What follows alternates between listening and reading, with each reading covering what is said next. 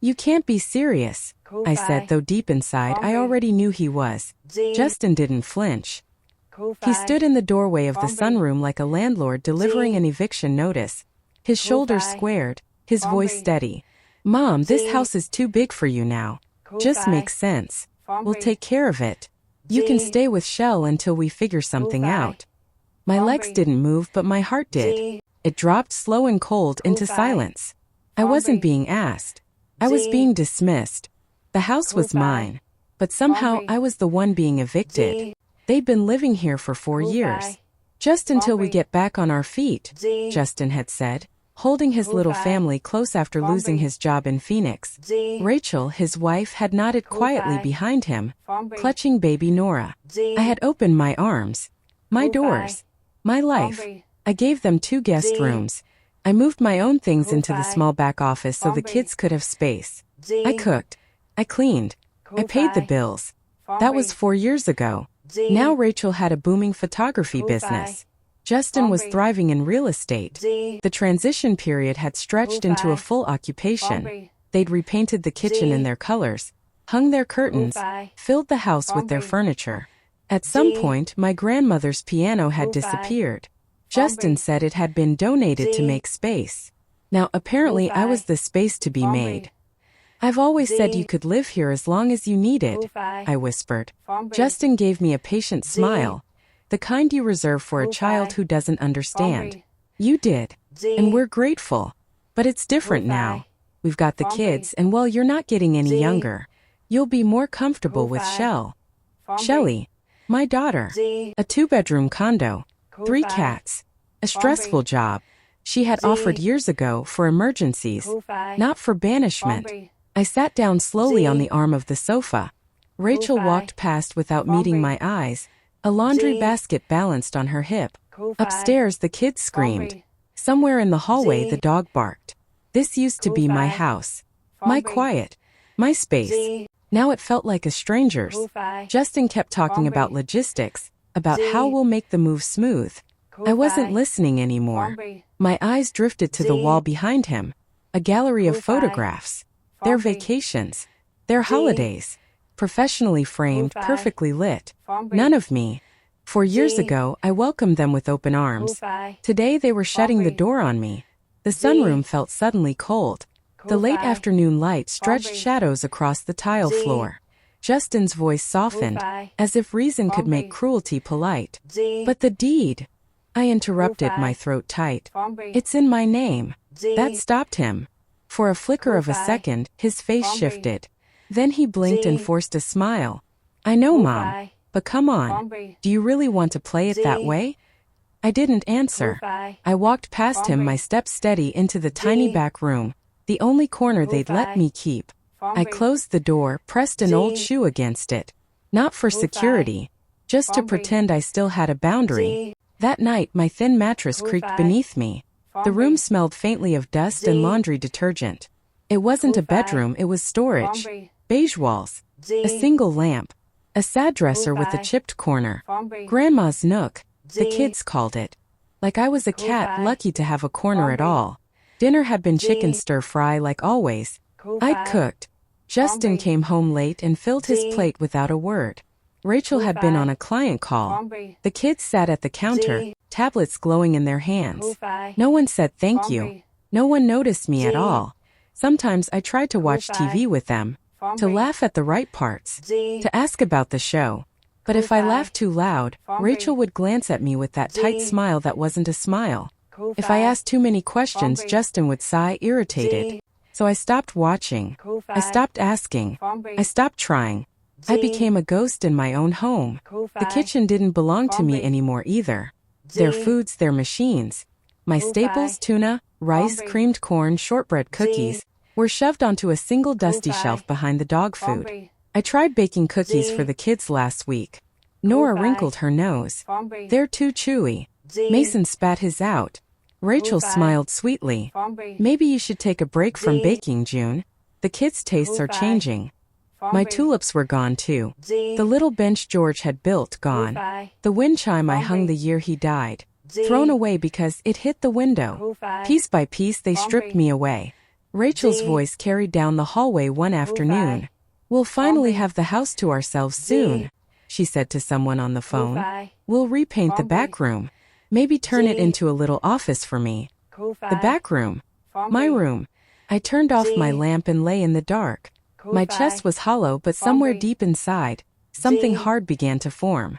This wasn't how it was supposed to be. I wasn't supposed to fade away in my own house. I wasn't supposed to be erased drawer by drawer, memory by memory. No, this was not how my story would end.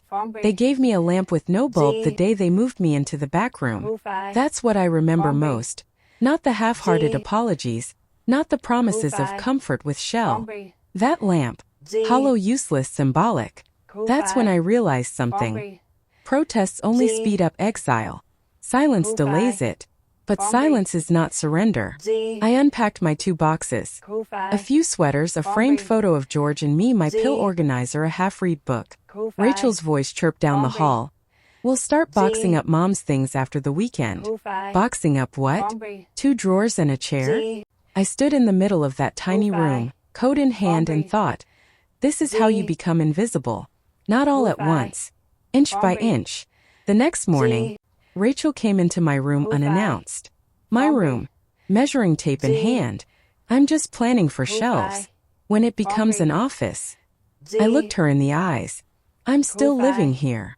She blinked, startled I'd spoken. Oh, of course. Just planning ahead. Then she left. I closed the door, pulled open the drawer, and laid my hand on the property file George and I had kept since the day we bought this land. The deed was still there. His will. My name in thick black letters. Sole owner. We built this house from nothing. Every nail, every board, every paint stroke was ours. And I wasn't going to let them erase me. Not anymore. That night, I wedged the shoe against my door again and lay awake in the dark. George's photo in my hands. Rachel's voice still echoed in my head. We'll turn it into an office. But George's voice was louder. The one memory that rose above all the noise of the past years.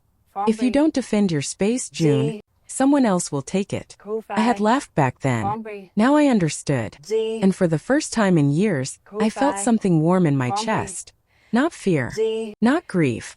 Resolve. I woke before dawn, the house still wrapped in silence. Rachel's blender hadn't started yet. Justin's phone alarms hadn't gone off. The kids were still tangled in their blankets upstairs. The only sound was the tick of the wall clock George bought me for our 25th anniversary. I poured myself a cup of coffee and sat at the kitchen table. The backyard stretched beyond the window, but it didn't look like mine anymore. The tulips were gone, replaced with a trampoline and plastic toys. The bench George had built with his own hands gone. His roses dug up. The birdbath stood cracked and dry, half buried in weeds. For a moment, I pressed my palms flat on the table and whispered to the empty room. This is still mine. The words felt foreign in my mouth, but strong. Rachel wandered in half an hour later, surprised to find me awake. You're up early, she said, reaching for the fancy espresso machine. I looked at her calmly, my voice steady. Just thinking about what belongs to me. She gave a polite smile, like she hadn't heard me, and went about her business. But I had spoken, and that mattered. That night, after they'd all gone to bed, I pulled the property folder out again. I reread the deed, the tax papers, the notarized letters. My name, not theirs. I opened a yellow notepad I use for grocery lists and scrawled at the top, who lives here versus who owns it. Under lives here, I wrote, Justin, Rachel, Nora, Mason, me. Only one name, mine, had the weight of a legal document. I drew a line beneath it and started another list. Things they changed without asking. The curtains. My garden. The wind chime. George's chair. The pantry. The piano. The photo wall. The list grew longer and longer until the letters blurred through my tears. I folded the page and slid it into the deed folder. Felt like proof. Proof that I wasn't crazy, that I hadn't imagined this slow erasure. The next morning I acted. A small thing, but mine. When Nora knocked on my door asking for the Wi-Fi password because her iPad was too slow, I said no. Her little face crumpled in confusion. But Dad always. Not today, honey, I said softly. It was the smallest whisper of defiance, but it felt enormous.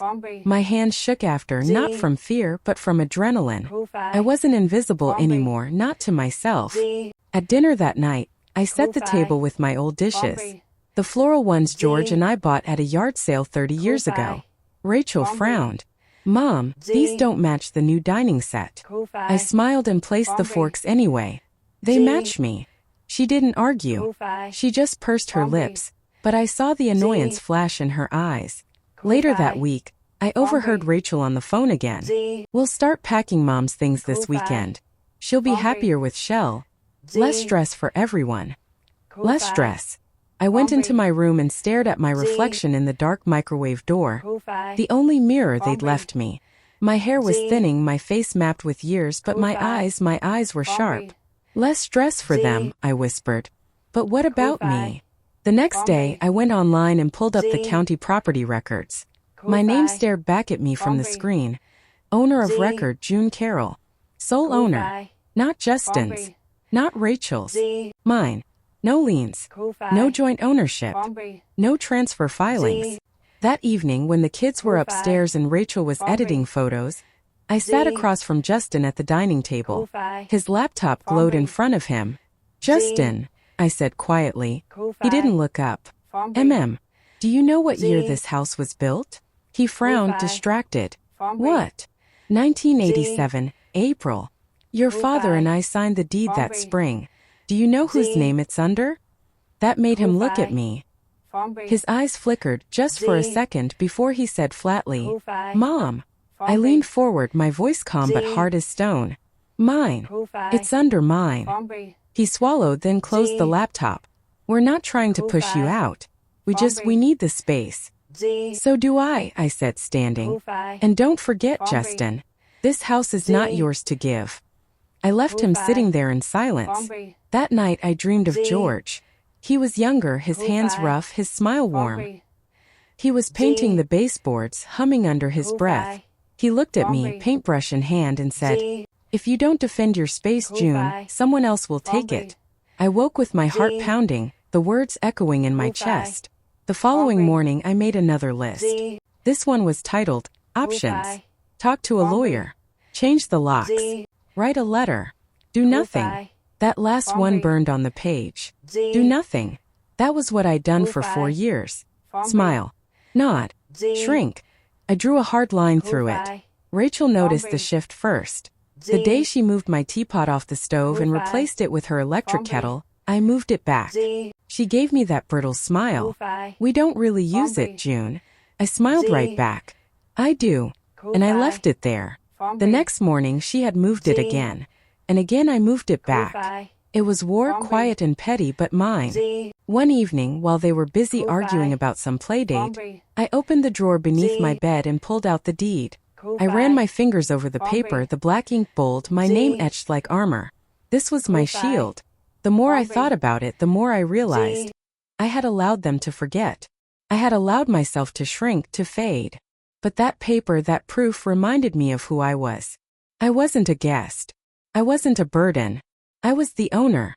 Still I waited. Watched. Measured. Justin avoided me after our talk.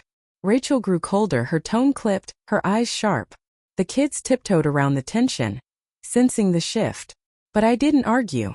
Not yet. I cooked. I cleaned. I folded their laundry. Outwardly, nothing had changed. But inside, everything had. I was planning. One night, I sat at the kitchen table alone, the house finally quiet. I poured myself a glass of cheap red wine and whispered to George's photo on the wall. They think I'm done. They think I'll go quietly. But they don't know me. Not really. The silence around me felt heavy, but no longer suffocating. For the first time in years it felt like mine. And that was when I decided, if they wanted me gone, they'd have to fight for it. And I wasn't going anywhere. I didn't slam doors. I didn't shout. I didn't pack boxes or make threats. That wasn't my style. But little by little, I began to pull my house back into myself. Started with the locks. Justin had changed them last year, said it was for security. He gave me a copy of the key, of course, but I hadn't forgotten the way he said it. We just need a more modern system. As if the old deadbolt George had installed wasn't good enough anymore. One morning while they were out, Rachel had a shoot. Justin was showing a property. The kids were at school. I called a locksmith. A man in his 60s, polite, efficient. Just rekey it, I told him. All the locks. And only 2 copies of the key. One for me, one spare. He raised an eyebrow. You don't want any others? I smiled thinly. No. Not yet. By the time they came home that evening, everything looked the same. But the locks clicked differently. The house answered to me again. The second step was money. Justin and Rachel never asked directly, but they always leaned. The groceries, the utilities, the streaming services, even their phone bills somehow ran through my accounts. We'll pay you back, Justin used to say. He never did. I went through my bank statements one night, sitting cross-legged on my narrow bed, a pen in my hand. Line after line of charges, subscription apps, camera equipment, pet supplies, video games for the kids. All of it on me. The total made me sick. So I called the bank. Quietly. Firmly. I removed every auto payment connected to them. One by one. The next week, Rachel stormed into the kitchen. June, the internet bill didn't go through. They cut us off in the middle of my upload. I sipped my tea calmly. That's odd. Maybe you should set it up under your own account. Her jaw tightened. She didn't answer. But the silence was sweeter than sugar. The garden was next. My tulips were gone, but not everything was dead. I spent a whole Saturday morning pulling weeds, planting seeds from old envelopes George and I had saved. Beans, marigolds, a stubborn rose cutting. Rachel came outside halfway through, holding her camera. Oh, she said flatly. I thought this was the kids' play area now. I didn't look up from the soil. It's always been my garden. She huffed but didn't stop me. And for the first time in years my hands were in the earth again. It was Justin who finally broke the tension. One night, after Rachel had gone upstairs, he came into the kitchen where I was folding laundry. He leaned against the counter, arms crossed.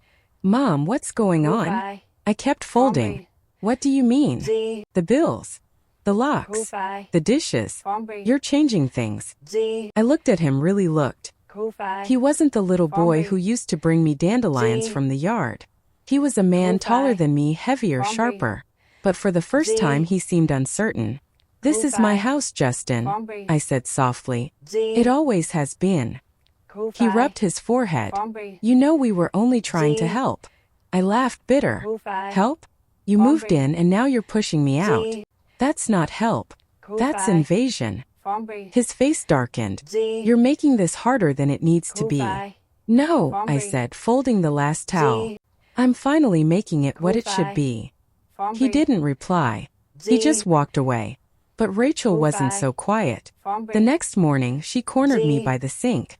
We can't keep living like this, June. The tension, it's not healthy for the kids. No, I said, turning to face her. It's not. So maybe you should start looking for a new place. Her eyes widened as if I'd slapped her. Excuse me. You heard me, I said. This is my house. And I think it's time you remembered that. She stared at me, her mouth opening and closing like a fish. Finally, she turned on her heel and stormed out. The silence after her footsteps faded was the loudest sound I'd ever heard. That night, I opened George's old toolbox. The hammer was still inside, worn smooth from years of use. I held it in my hands, feeling the weight. George had built this home with that hammer. Every nail, every frame. I could still hear the rhythm of it against wood, steady and sure.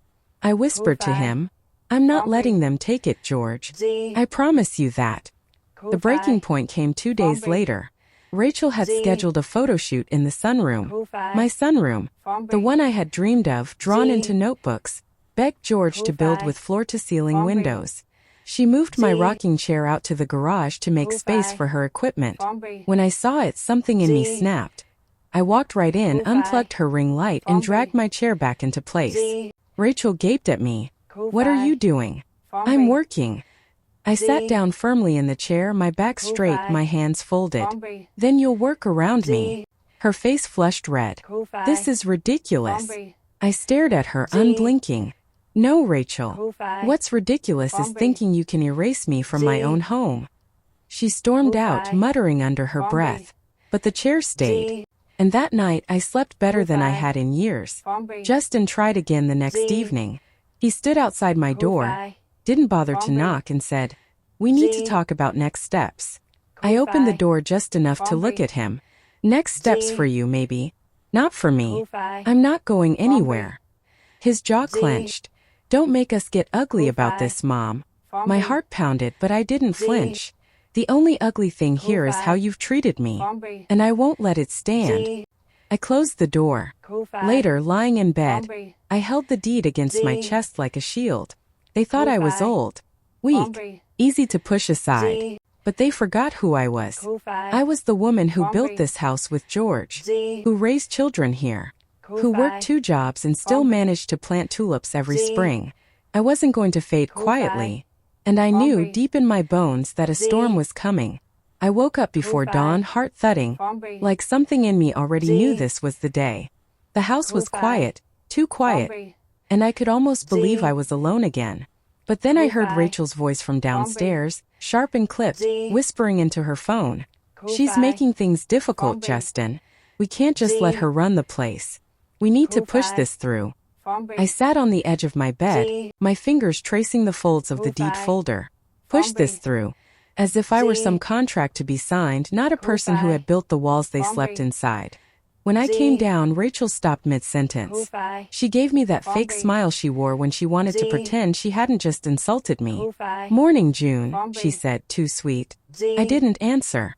I poured myself coffee, sat at the table, and let the silence do the talking. By noon, the kids were at school, Justin was out, and Rachel cornered me again. She had her laptop open, spreadsheets pulled up. "We've been running numbers," she said briskly, like this was a business meeting. "It makes sense if we sell the house. The market's great right now, and honestly, Mom, you'd be better off downsizing." I laughed loud, sharp, bitter. "Sell the house?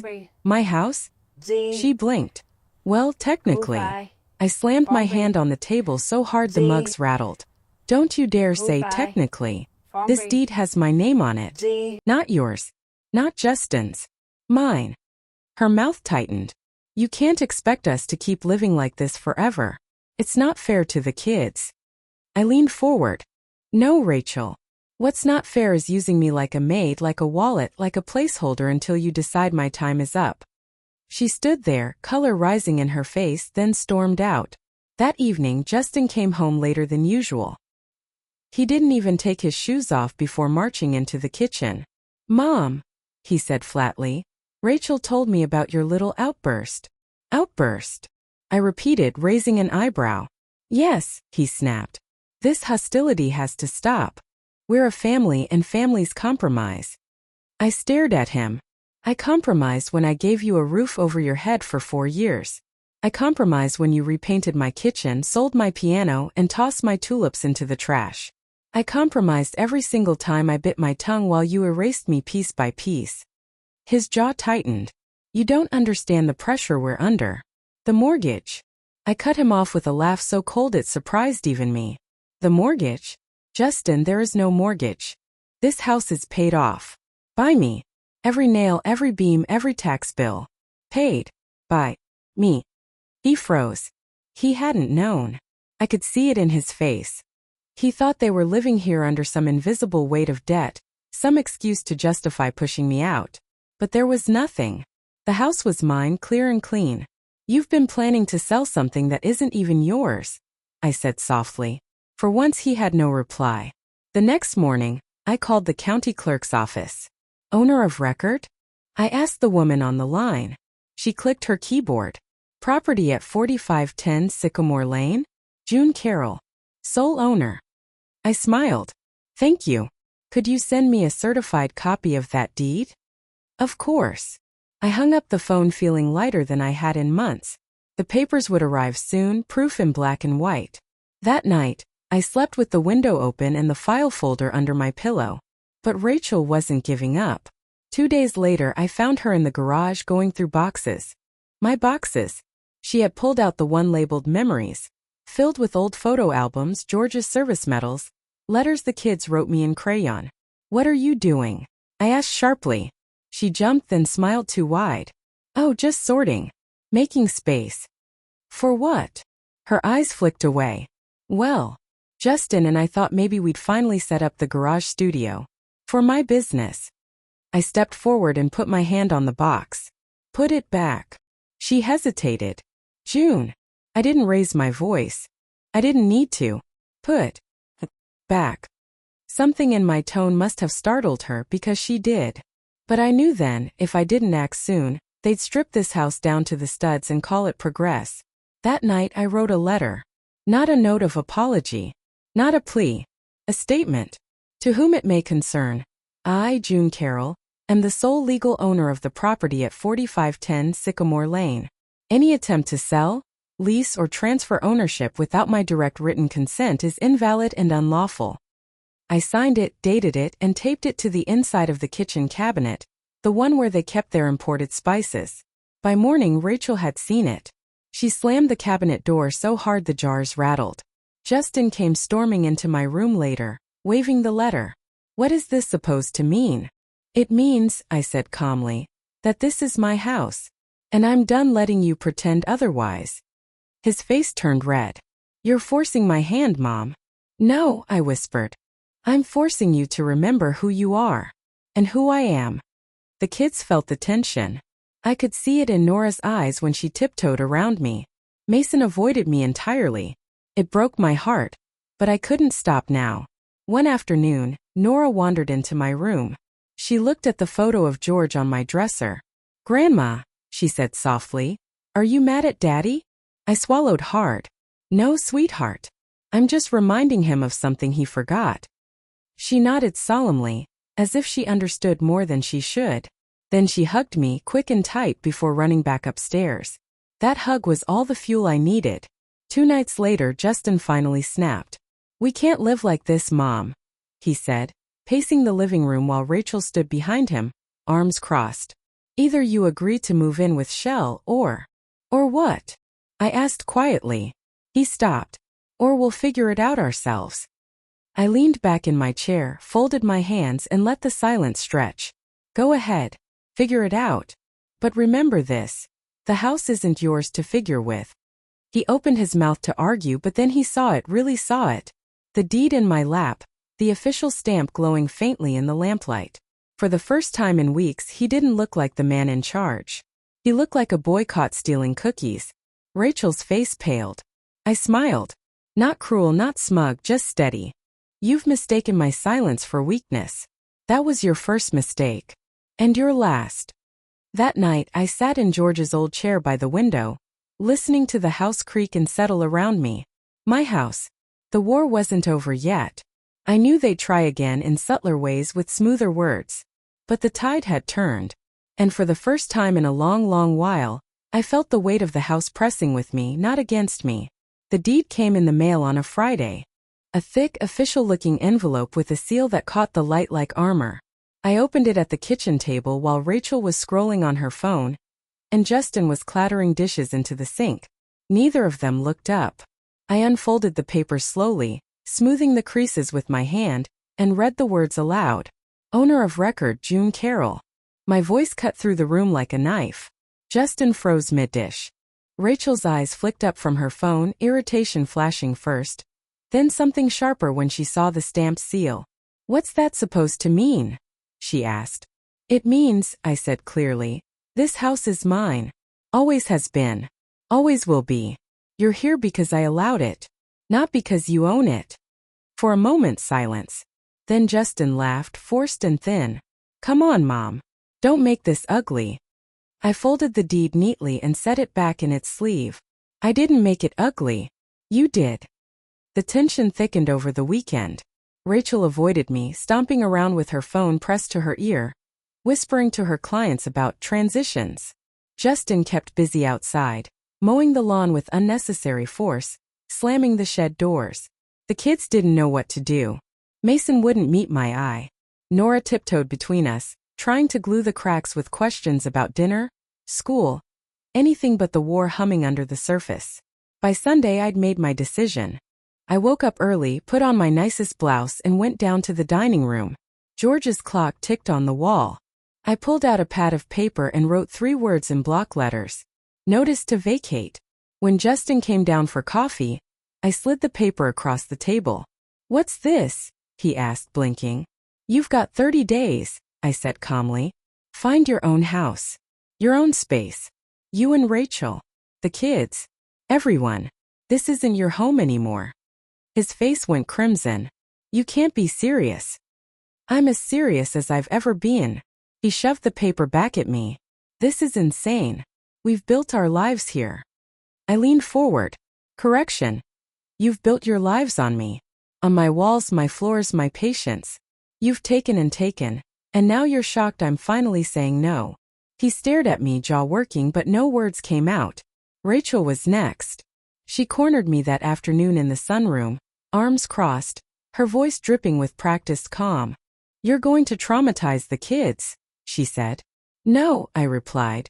"You and Justin already did that by teaching them their grandmother doesn't matter." Her eyes narrowed. "Do you even hear yourself? You're being selfish." "Selfish?" I laughed bitterly. "I gave you 4 years. I gave you rooms, money, dinners, silence. I gave you everything. And you call me selfish because I won't let you erase me completely?" She flinched just barely. Then she turned and walked away. That night, I locked the deed in the drawer by my bed. I knew they were angry. I knew they might try something desperate. But the papers were safe and so was I. For the first time in years, I slept through the night. The next week was war and quiet moves.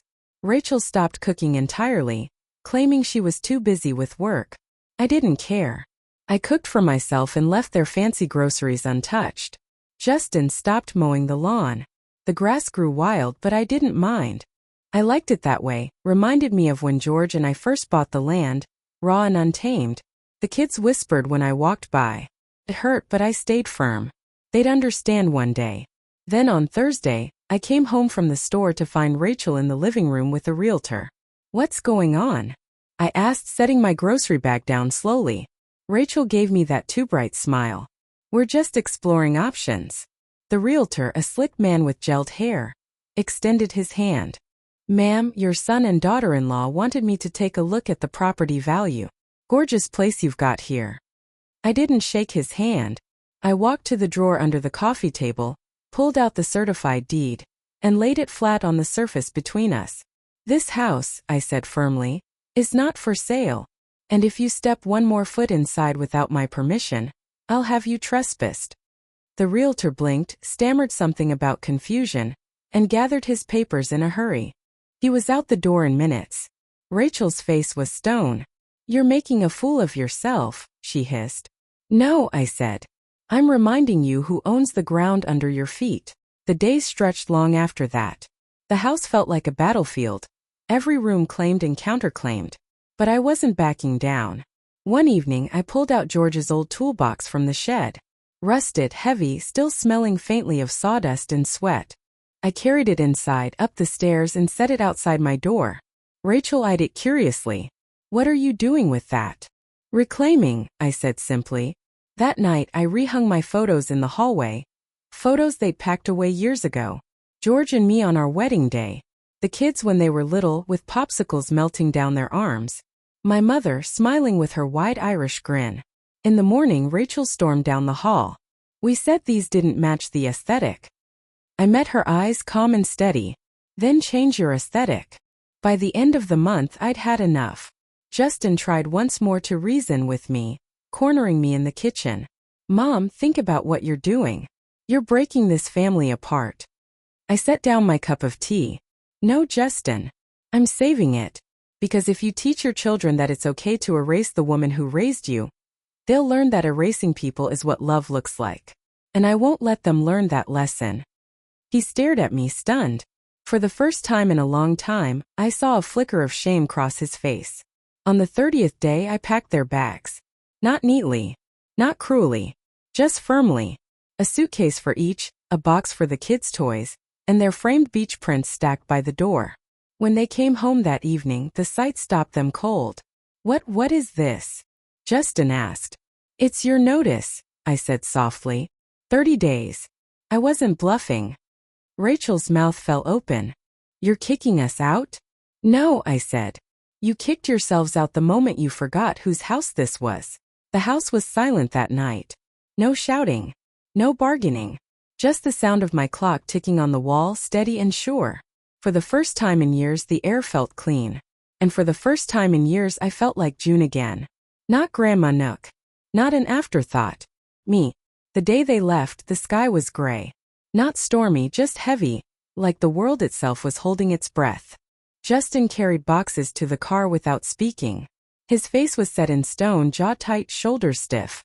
Rachel moved faster, her heels clacking against the driveway as if speed could disguise humiliation. The kids were quiet, their wide eyes flicking between their parents and me, trying to understand what was happening. I stood on the porch, George's porch, the one he'd insisted on building wide enough for a swing. I held my coffee in one hand and the deed in the other. Not to wave it in their faces, not to gloat, just to remind myself this wasn't a dream. This was real. This was mine.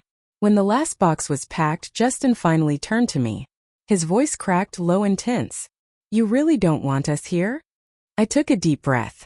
"I wanted you here. I gave you everything I could. But you didn't want me.